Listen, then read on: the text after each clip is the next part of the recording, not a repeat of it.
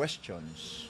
Ito na, babasahin natin. No? Unang-una, good afternoon, Doc. Is it possible po ba na yung ibang kinain, no, ay mapunta sa baga?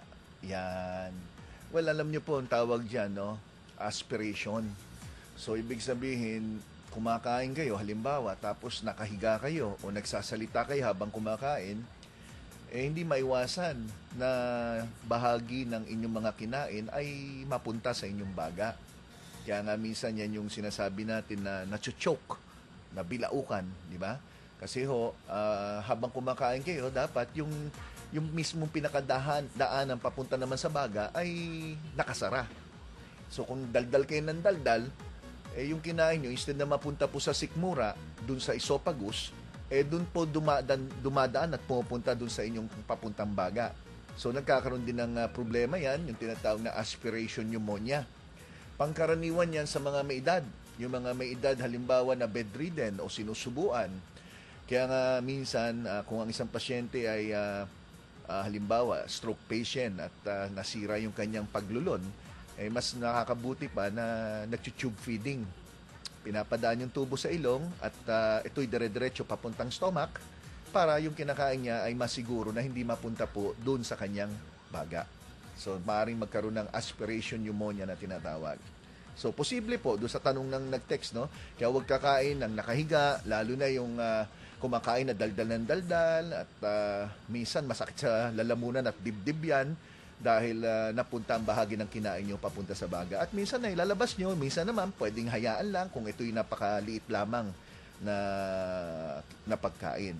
Okay? So sana nasagot ko po yung text ninyo, no? Then another question, good PM Doc, punta ako sa clinic, what time po kayo nandoon? Well, nandun po ako sa clinic Monday, Wednesday, Friday, 1:00 ng hapon. Pero kadalasan yung mga pasyente naman, maaga nandun na. Kaya nagkakaroon po kami ng tinatawag na first come, first serve basis. So kung dumating ka ng 9 o'clock, 1:00 pa ang clinic ko, naghintay ka, nagpunta ka, di natural, ikaw yung unang titingnan ko pagdating ng 1 o'clock. Then pag Tuesday, Thursday naman, 10:00 ako ng umaga nandoon. So pag Monday, 1:00, pag Monday, Wednesday, Friday, pag Tuesday and Thursday, 10:00 ng umaga. Hanggang 1:00 po yun ng hapon. Yan. So, ano pa mga text dito? Happy first year anniversary. More power. Yan. Salamat po. Sana po mas marami pang health lecture at huwag po kayong magsawa na mag-share sa amin ng mga health lectures mula kay Marisa Malyo. Yan. Thank you. Si Marisa ay nagpupunta yan sa clinic at pasyente rin natin yan, no? Pati mga pamilya niya. Then, another text po dito. Good PM Doc, tanong ko lang po kung hindi bawal ang Geriamin multivitamin sa may high blood. Nakikinig po ako ngayon. Pakibanggit na lang po sa programa nyo. God bless. From Lily ng Davao. Well, ang Geriamin po ay multivitamins, no? At maski na sino, may sakit o walang sakit, pwede naman po uminom ng vitamins. Ito'y nakatugon sa katawan ng tao, madagdagan ng mga sustansya na maaaring humihina, lalo na sa mga nagkakaedad. So, wala pong masama, Ma'am Lily ng Davao. Okay? Doc Gary, ang misis ko po ay pinainom ko ng plasmin kasi mataas po ang dugo kaso sinisikmura po siya. May iba bang pwedeng ipainom sa misis ko? June Dandoy ng Binangunan. Una-una, yung plasmin ay hindi para naman sa mataas na dugo. Yan po'y pampalabnaw ng dugo. So kung mataas po ang kanyang blood pressure, dapat po meron siyang iniinom na gamot na base sa nireseta ng doktor niya. At hindi po plasmin ang solusyon kung mataas ang blood pressure. Para sa pampalabnaw ng dugo yan. Okay? So sana nasagot ko, no?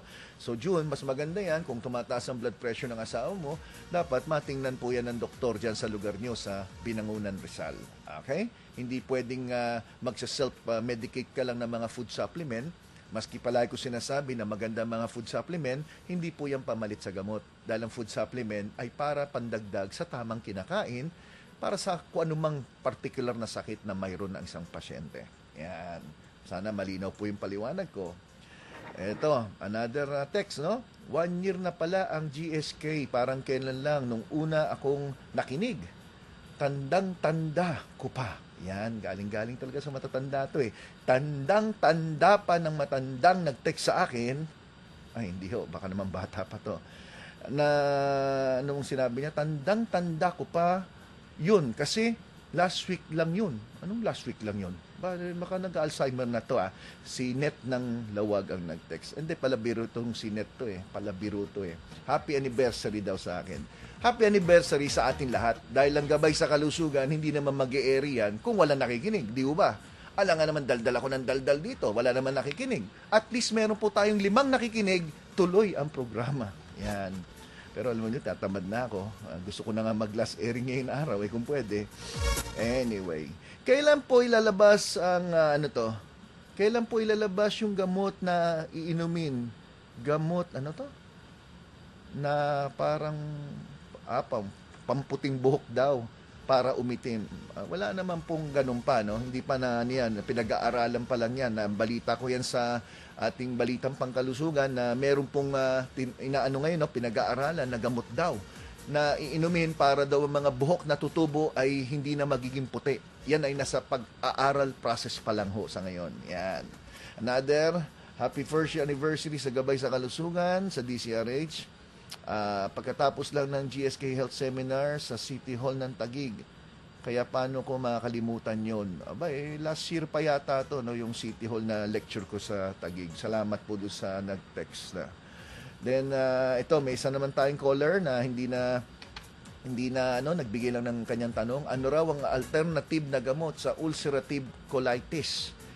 Hindi raw tumatalab ang gamot na iniinom niya. From Jerry Santos, 47, from Samar. Well, unang-una, pag sinabing ulcerative colitis, ibig sabihin niya may problema tayo sa asido ng ating sikmura na naapektuhan hindi lang po yung inyong sikmura, kundi pati ang inyong bituka.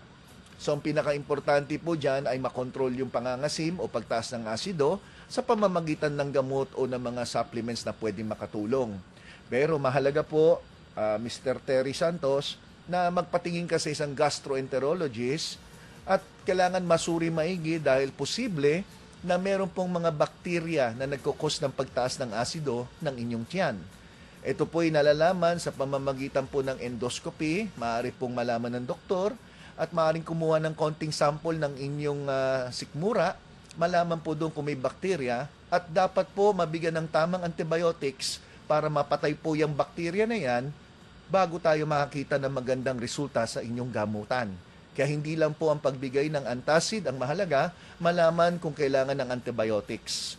Yung bakterya po na natuklasan na nagbibigay ng problema sa mga may ulcer ay tinatawag na Helicobacter pylori. Helicobacter pylori, sa pangalan pa lang, pangit, no? Helicobacter pylori. So, ito po ay bakterya na dapat binibigyan ng antibiotics para mapatay po yan.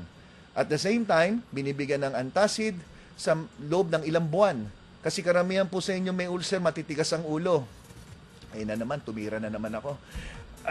Sorry, pero totoo po ito. Kasi ang akala ng iba sa inyo, pag kayo po'y sinisikmura ng mga ilang buwan na o ilang taon na, akala nyo ang gamutan 1 araw, 2 araw o 1 linggo lang. Ang tunay na gamutan po sa mga matatagal ng may ulcer ay umaabot ng mga 2-3 buwan na tuloy-tuloy iniinom yung gamot. Bakit ganon? Kasi po kung kayo po'y nagasgas, nadapa kayo, nagkaroon kayo ng gasgas, nagkaroon kayo ng sugat, hindi naman po sa loob ng 1 araw, yung peklat po ay maghihilom agad. Binibigyan natin ng sapat na panahon para yung tinatawag na ulcer, galing sa salitang ulceration. Ibig sabihin, pagkauka ng inyong sikmura, gastric ulcer, peptic ulcer sa bituka. Binibigyan natin ng sapat na panahon para ito'y maghilom. Kaya dapat kontrolado ang inyong asido, hindi tumataas, para kung ito ay naging peklat, hindi ulit magsugat at kailangan po niyang umabot ng mga ilang buwan, maaring 2 buwan, bago po ito tuluyan na gumaling. Yan po ang gamutan sa ulcer.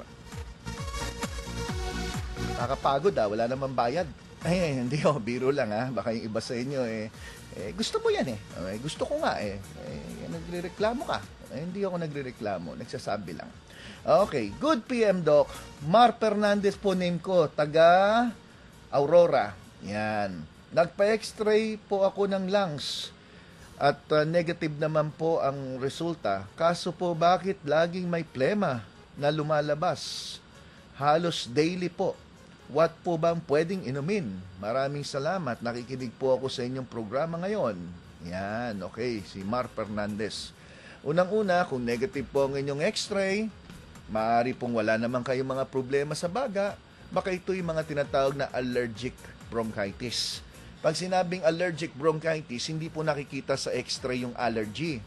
So kung kayo po'y may nasisinghot na hindi ka nais-nais, halimbawa asawa mo mabantot, o kaya, hindi, o kaya asawa mo masyadong mabango, maraming pabango, o kaya meron kang alagang pusa, o kaya aso, manok, kalapate, o kaya ano ba mga pwedeng mabalahibo, unggoy,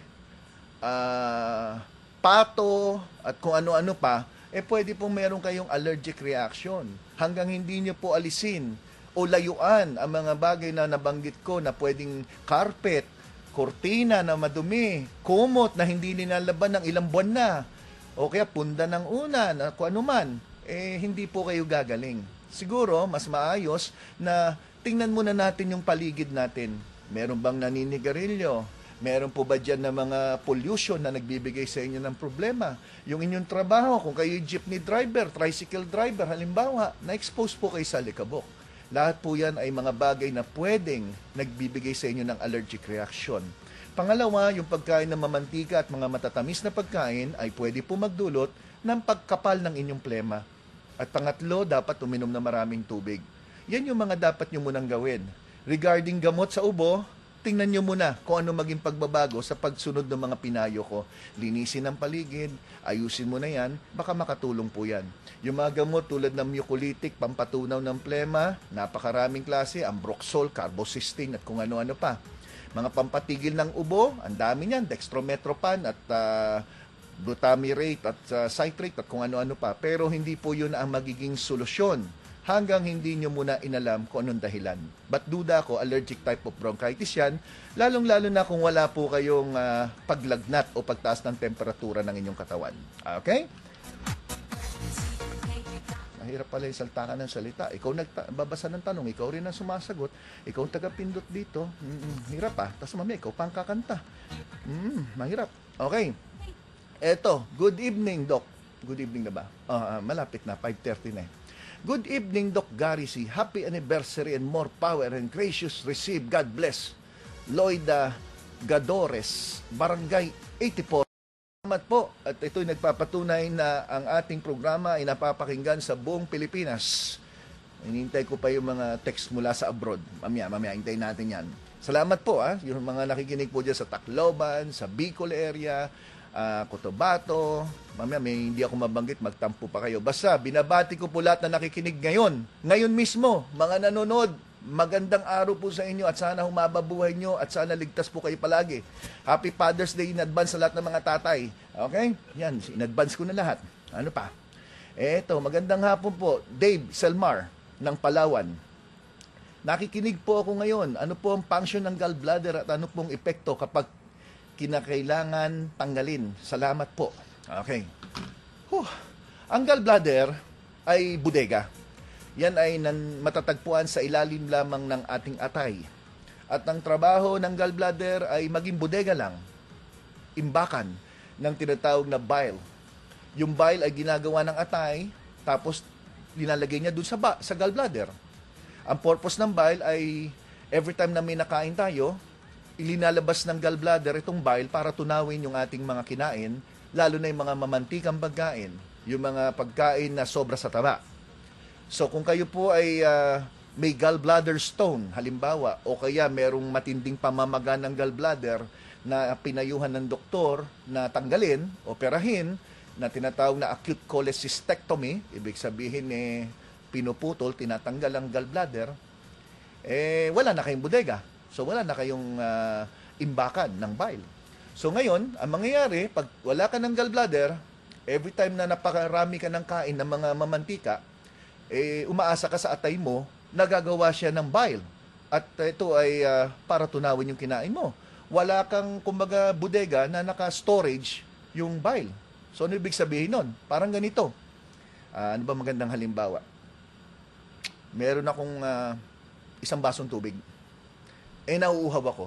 Di inom ako ngayon ng isang basong tubig. Kaso nabasag yung baso ko. So, wala akong tubig.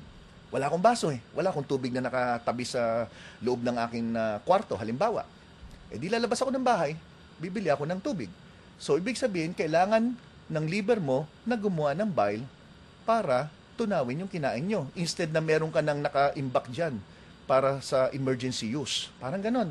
Tama ba? Parang may mali yata sa sinabi ko. Pero di bali, basta naintindihan nyo na. Basta importante, huwag kayong aalis. Babalik ako huwag kayong aalis. Wala na tayong oras